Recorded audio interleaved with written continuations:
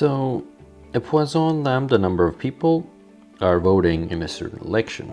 Each voter votes for a candidate A with probability B and for candidate B with probability Q, which is 1 minus B. And this is happening independently of all other voters. So let V be the difference in votes. And this is defined as the number of votes for A minus the number for votes for B. Okay, so this is a problem that, and we're here asked to find the expectation over V. Okay, so here we can start by defining the number of votes for A, so the sum of all voters for A as variable X, and the number of voters for B is, say, it's Y. Now, we know also that N is distributed Poisson, and N is basically the sum of X plus Y.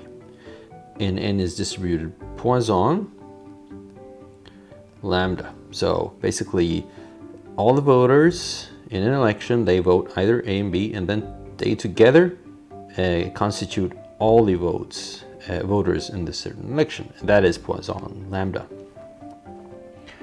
Okay, so we also know that given, so if we know what N is, then we know that the distribution of X is binomial P N. Let me just move this a little bit to create a little bit more space, like so. And this is the same for Y. And that's Q, parameter N. So given that we know the number of voters in the election, we know that X has to be distributed binomial P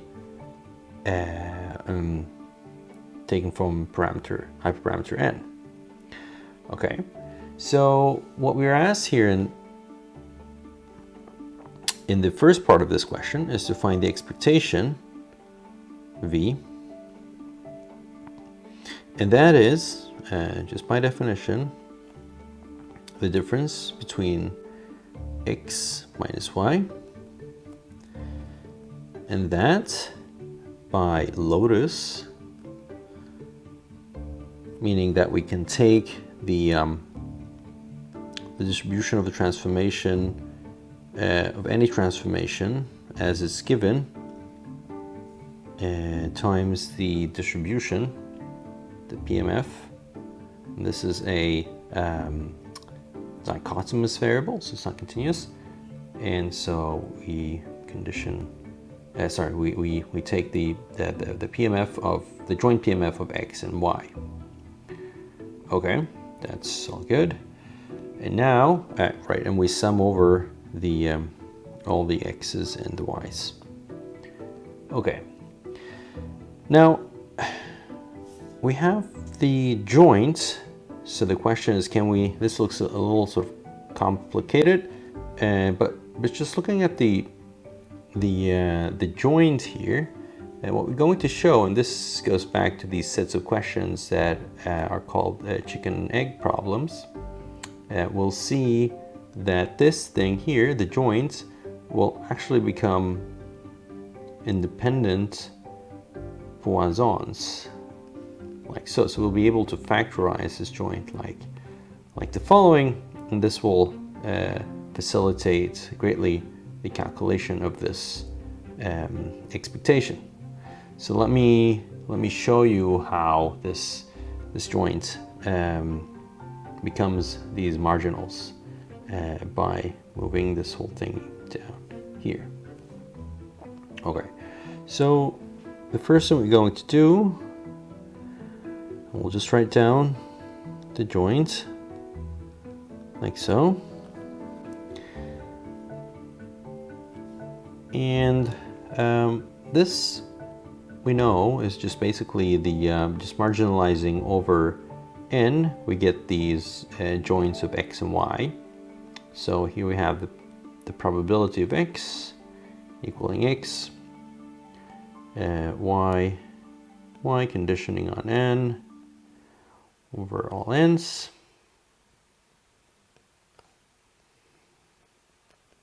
like so, and we sum over n from no voters to infinite number of voters, and that infinity follows from the fact that n is distributed Poisson.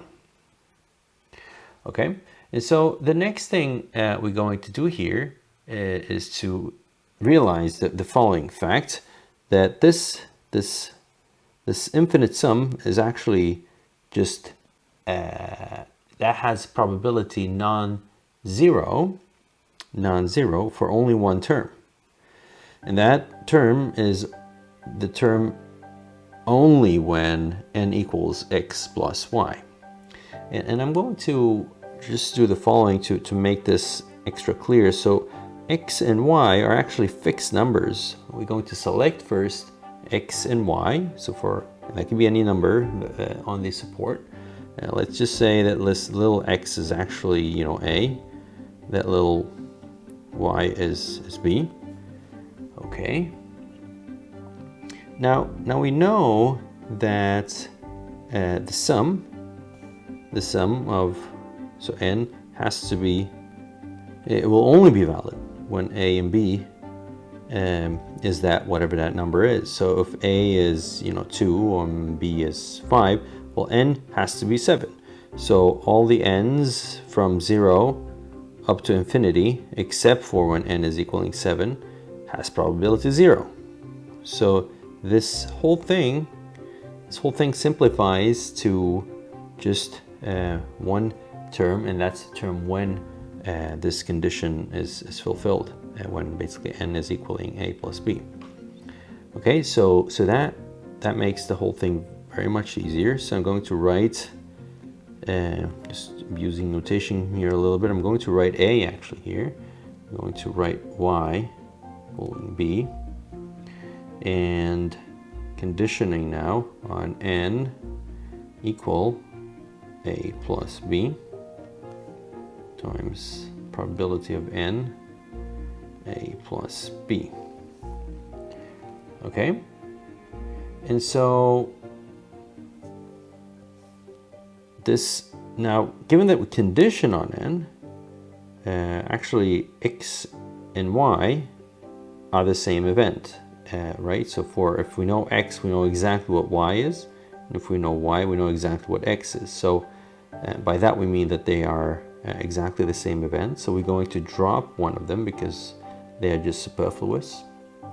And so what we have here is the probability of x equaling a, conditioning on n equaling a plus b, and a plus b, like so. And we know by the initiation of this sort of question that x conditioned on n is binomial, right? And we know that this is Poisson, just given by the formulation of the question.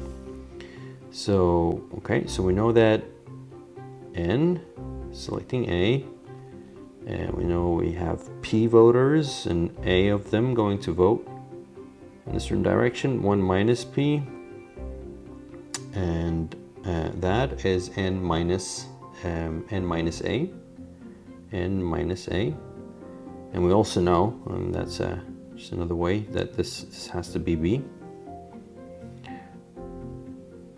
And we know that n is Poisson, so we're going to write that here. So it's lambda, this is just the PMF of the Poisson, a plus b, e minus lambda, a plus b factorial, right? And we have a plus b just because we are conditioning on that. So this whole thing is like so.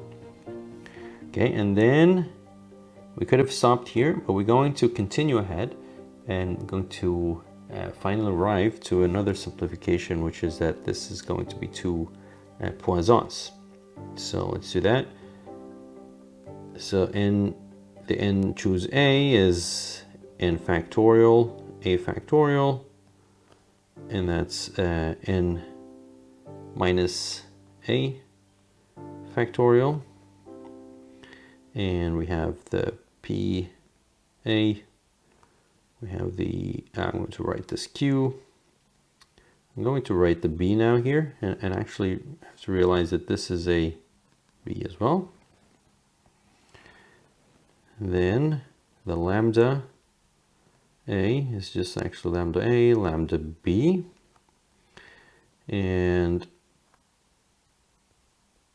this minus lambda exponent e to the minus lambda has a times 1 here, right? So times 1. And that times 1 here is actually just p plus q. Okay, that's important because we're going to factor out all these terms in a minute. And then we have a plus b, a plus b factorial. Okay, the a plus b factorial, we know that a plus b is just n, right? This thing here just equals n. So we cancel this n factorial, a plus b factorial. Now we are just rearranging the terms to clean things up, to show that we have two Poissons, and then we're going to gather all the terms, p a like so, p a like so, then so all the terms that depend on a I'm going to collect here, and I'm going to take one lambda a and also the e minus lambda p, because the p and the a are dependent in the sense that they are dependent to define a here, right? This is the p term. Okay, and I'm going to do the same thing here. So what we have is the q b, and we have the we have the b factorial from this part here, and we have also the lambda b and the e minus lambda q, right? E minus lambda q coming from this part, e minus p coming from this part here. Okay, and so this is right, and we can just write this, the p and the a, like p lambda to the a, right? And the same thing here, we have q to the lambda b. And what this shows here is that we have this part and that part, is this all constitutes the random variable x, and this constitutes the random variable y, the marginal of those. So what does this tell us? Well, this tells us that x is distributed as a Poisson p to the lambda, and y is distributed Poisson q to the lambda. Okay, this is all good thus far. So how does this help us? Well, just to repeat, we basically just derived that the p of xy is actually just, I'm going to continue ahead here, that these are the same thing as probability of x, probability of y equaling little y. And right, I mean, I'm writing x and y here again because I could have chosen any variable. So really, just to be very stringent, that we say that this marginal is actually a function of choosing a specific x and y and I've defined them as A and B. Okay, it's all good. So this means that we have we can continue ahead with this equality here. I'm going to write it here. So what do we have? Well, let's just copy this whole thing. This here, like that. And well, actually, let's just write this. It's probability of x equaling x, probability of y equaling y. And these are Poissons. Great. So now we basically have everything we need. We're going to just multiply in these two terms and the two sums here into the x and the y. And so I'm going to sort of the two x and y really just means that we're summing two times, one time over x, one time over y. So the summing over x and summing over y times x, and the probability of x equal x, probability of y equal y. And then we have the minus, right? We're just basically multiplying in this whole thing here, these guys into there. And here we have the sum of x, sum of, oh, that was a little ugly, sum. And then we have the y, probability of x equals x, probability of y equaling y. All right, and so here, notice that we have an x here and a y here, and we have a, so this x only depends on this. So really we have this summing over the whole PMF of y, and that's actually just one. And the same thing here. We're just summing over x and the probability distribution, the PMF, and that's also one. So this this and that all is just equal to 1, and the x and this one also equaling to 1. So what we have in the end is a sum over x, like so, sum over y,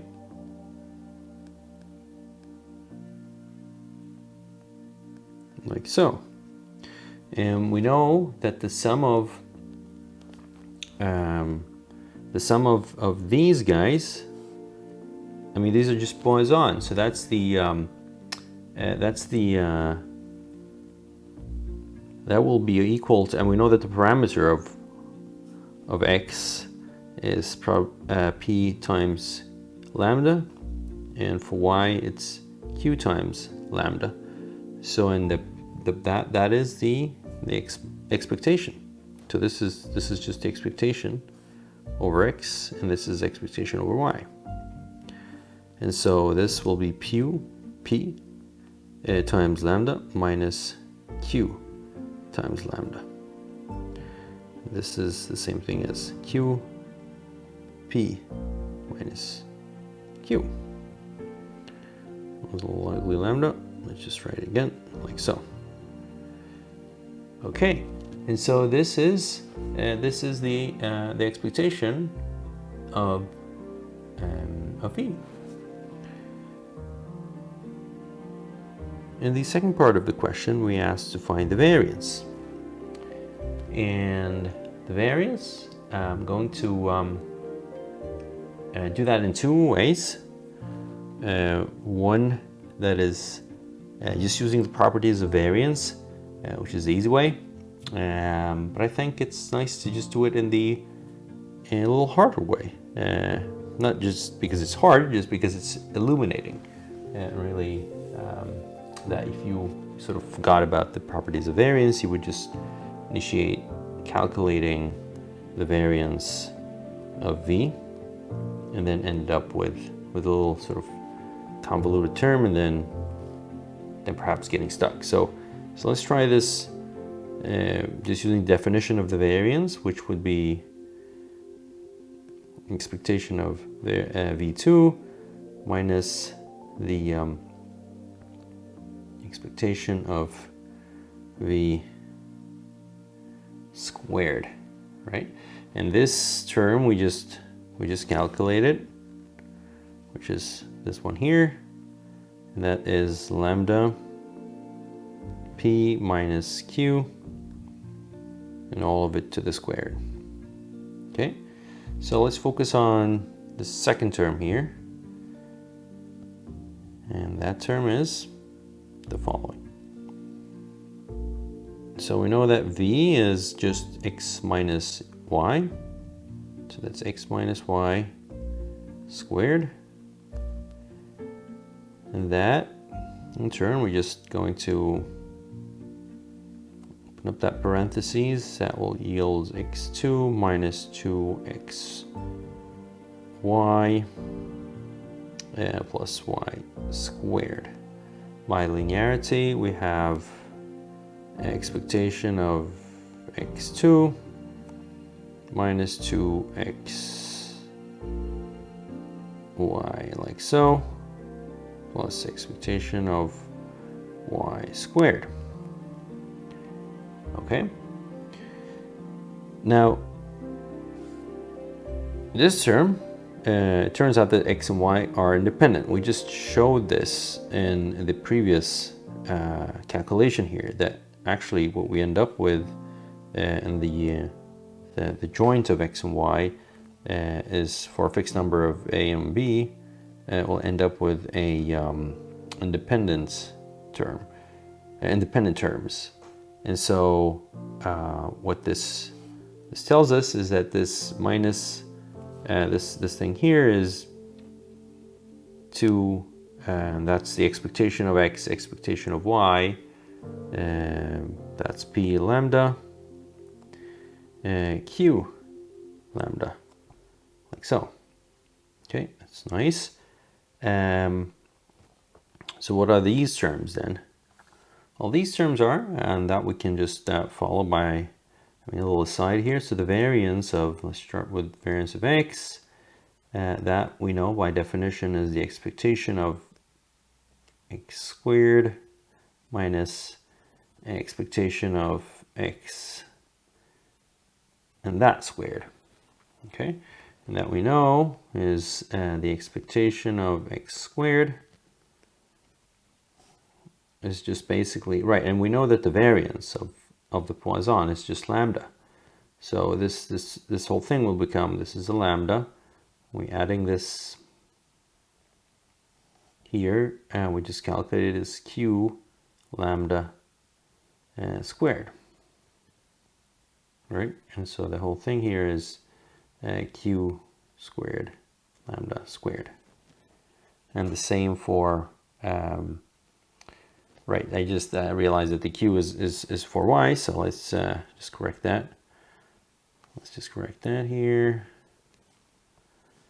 And that's a p, and that's a p here. Okay, and so we have this expectation of x squared is lambda plus p squared lambda squared. And that's analogous for y. So that's lambda plus q squared lambda squared. Okay. So you're almost done now.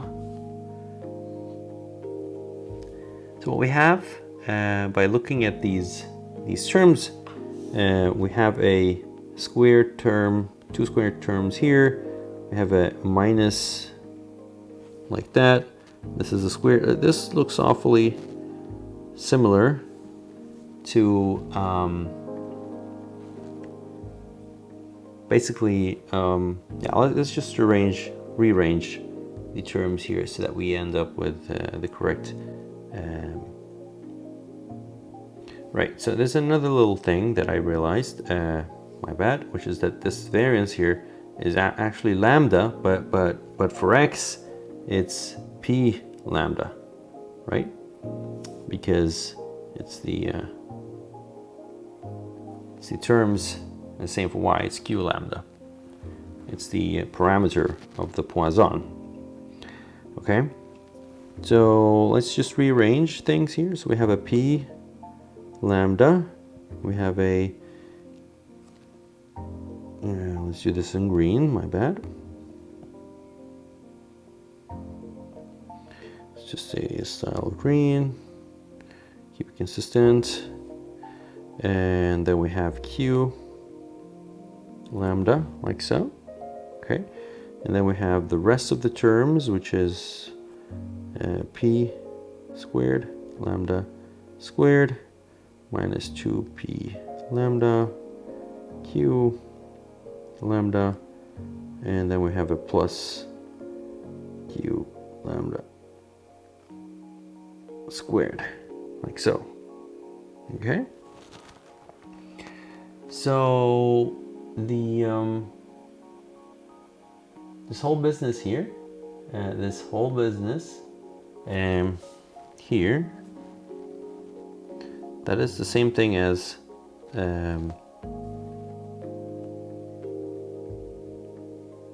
p lambda minus q lambda squared, right? And this what remains here is a p lambda plus, let's just actually collect lambda like that. We have a p plus, oops, q lambda, and this this whole thing here, just by factorizing out these terms here, we see that this is just lambda p minus q lambda, like so. Okay, and right, and this thing here is just 1, right? Equaling 1. So what we end up with in this equality here, and I'm going to continue down here. So we have that the expectation v2 was just lambda plus lambda p minus q lambda minus the same thing, which is this term here, b minus q lambda. Okay, and these two terms cancel. So we end up that the variance of v is just lambda. Okay, that was a little bit of work, and it's much easier, obviously, to do alternative 2. But for that, you have to just recall the properties of variance, which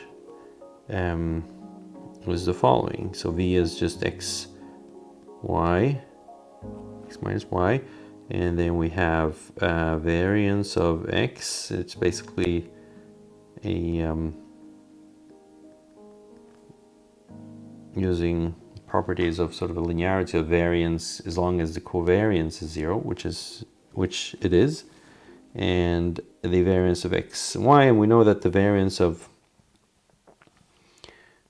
x is p lambda, and then for y the variance is q lambda, and that is the same thing as lambda. So much easier calculation, but that just requires recalling the properties of the variance. But I also sort of like this for the sake of learning, that you see that these things all add up. If you would, just open up and with the definition of the variance. Okay, and so this was Exercise number 60.